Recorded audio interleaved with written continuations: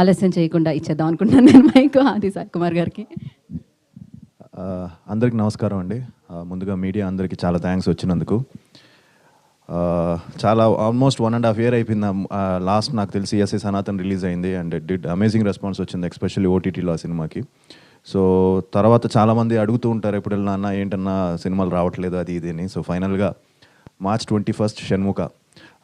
దీని వెనకాతలు చాలా పెద్ద కథ ఉంది, but I would like to give the entire credit to the director and producer అండి, షణ్ముఖ్ గారికి. ఎందుకంటే ఆయన చాలా ప్యాషన్తో ఈ ఫిలింని చాలా కష్టపడి, మీకు తెలుసు ఈ రోజుల్లో చాలా కష్టం ఒక సినిమాని తీయడమే కష్టం, అంటే రిలీజ్ చేయడం కూడా అంతకంటే కష్టం అయిపోయింది. అలాంటిది ఆయన ముందే అన్నీ కూడా చాలా పాజిటివ్గా వెళ్ళి దీన్ని మంచి రేంజ్లో అన్నీ కూడా ఆయన చెప్తుంటే హ్యాపీ ఫీల్ అయ్యాను. So congratulations to all of us.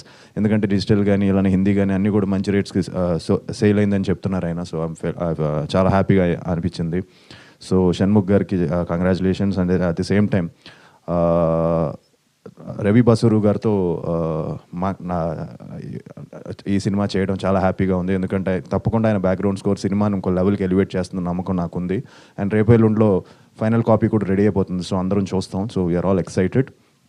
And obviously అవికాతో అనుకున్నాం ప్రీవియస్గా చేయాలని, ఎప్పుడూ కుదరలేదు. ఫైనల్గా ఈసారి కుదిరింది కాంబినేషన్. అండ్ తనతో చెప్పాలంటే తను చిన్నప్పటి నుంచి child artist, so terrific timing. So Avika అనేసరికి కొంచెం టెన్షన్ పడ్డాను తనతో చేయాలంటే, but I think first day నుంచి బాగా జెల్ అయిపోయాం and had great time and looking forward to again working with you.